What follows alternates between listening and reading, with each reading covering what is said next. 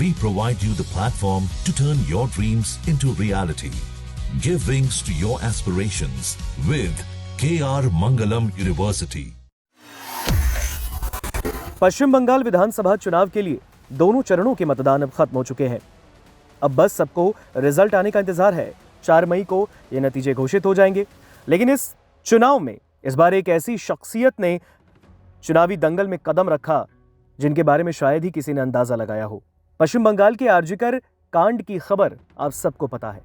कोलकाता का वो RG Kar medical college जहां पर एक लड़की के साथ दुष्कर्म होता है और उसके बाद उसकी हत्या कर दी जाती है। सवाल यही था कि आखिर उस पीड़िता को न्याय कैसे मिलेगा और कब मिलेगा।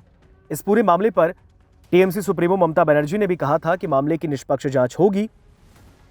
लेकिन फिलहाल जब इस मामले में वक्त बीतने के साथ आरोपियों को सजा नहीं दी गई, तब पीड़िता की मां ने एक ऐसा फैसला किया जिसने सबको चौंका कर रख दिया। इस बार के पश्चिम बंगाल विधानसभा चुनाव में आरजीकर कांड की पीड़िता की मां भी चुनावी दंगल मैदान में है। आपको बता दें, इनका नाम है रत्ना देबनाथ, जो इस वक्त आप अपने स्क्रीन पर देख सकते हैं।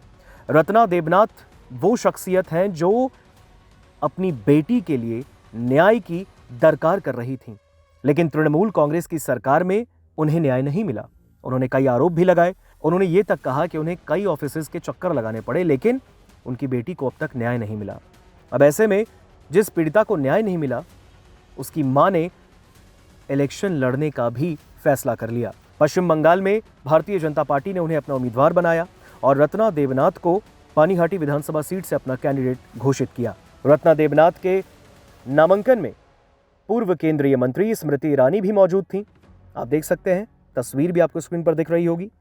कोलकाता के आरजीकर अस्पताल में जिस महिला चिकित्सक की दुष्कर्म के बाद हत्या हुई, उसकी मां और पानीहाटी विधानसभा सीट से बीजेपी उम्मीदवार ने अपना नामांकन पत्र भी दाखिल किया था। उनके नामांकन पत्र के दाखिल के दौरान स्मृति ईरानी उनके साथ मौजूद थीं।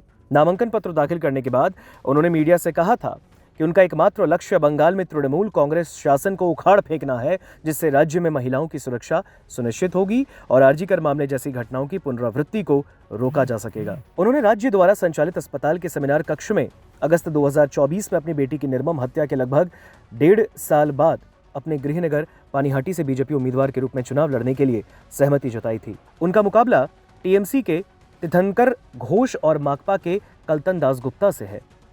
4 मई को उनकी सीट के भी नतीजे घोषित हो जाएंगे। बीजेपी ने दावा किया है कि पानीहाटी सीट से रत्ना देबनाथ की ही जीत होगी।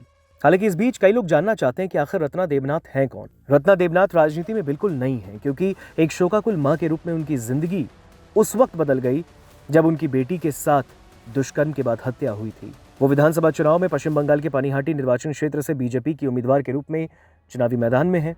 इस घटना के बाद ज्यादातर लोग रत्ना देबनाथ के बारे में जानने को काफी उत्सुक हैं। अपराध घटने के बाद से ही वो विरोध प्रदर्शनों और न्याय की मांगों का एक बहुत ही प्रमुख चेहरा रही। उनका संघर्ष व्यक्तिगत और सार्वजनिक दोनों रहा, क्योंकि वो न्याय, सुरक्षा और जवाबदेही की मांग करती आई हैं। रत्ना देबनाथ ने हाल ही में राजनीति में उतरने का संकल्प लिया था।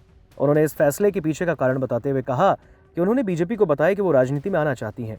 उन्होंने आगे कहा कि मेरी बेटी की हत्या को काफी वक्त हो गया और व्यापक विरोध प्रदर्शनों के बावजूद उन्हें अब तक न्याय नहीं मिला। भारतीय जनता पार्टी ने अपने उम्मीदवारों की तीसरी लिस्ट में उन्हें 24 परगना जिले के उत्तरी भाग में संवेदनशील क्षेत्र पानीहाटी विधानसभा क्षेत्र से अपना कैंडिडेट घोषित किया था। हालांकि बीजेपी की ओर से इस नियुक्ति को राजनीतिक रूप से एक भावनात्मक और सोची समझी रणनीति के रूप में देखा गया, क्योंकि इस भयावह घटना ने पूरे भारत में भारी आक्रोश और विरोध प्रदर्शनों को जन्म दिया था। आरजीकर मामले के नाम से जाने जाने वाला यह विशिष्ट मामला बेहद भयावह था, क्योंकि इसमें एक अस्पताल में 31 वर्षीय महिला के साथ दुष्कर्म और हत्या हुई और सेमिनार कक्ष में उस महिला का शव बरामद हुआ था। अब इस घटना के जवाब में चिकित्सकों और समुदाय के सदस्यों की ओर से कई विरोध प्रदर्शन हुए, जिनमें कोलकाता के चिकित्सकों की 42 दिनों की हड़ताल भी शामिल थी, जो कि न्याय की मांग कर रहे थे। हालांकि रत्ना देबनाथ ने इशारा जरूर किया है कि चुनाव लड़ने का उनका ये फैसला सिर्फ एक राजनीतिक निर्णय से कहीं ज्यादा रहा है, बल्कि वो अपने संघर्ष को एक अन्य मंच पर जारी रखना चाहती हैं और इस प्रकार राजनीति परिप्रेक्ष्य से न्याय के लिए कोशिश करते हुए महिलाओं की सुरक्षा के बारे में जन जागरूकता भी बढ़ाना चाहती हैं। हालांकि इस बार रत्ना देबनाथ चुनावी दंगल में है। पश्चिम बंगाल के पानीहाटी विधानसभा क्षेत्र से चुनावी मैदान में है। 4 मई को भी उनकी सीट के नतीजे घोषित हो जाएंगे।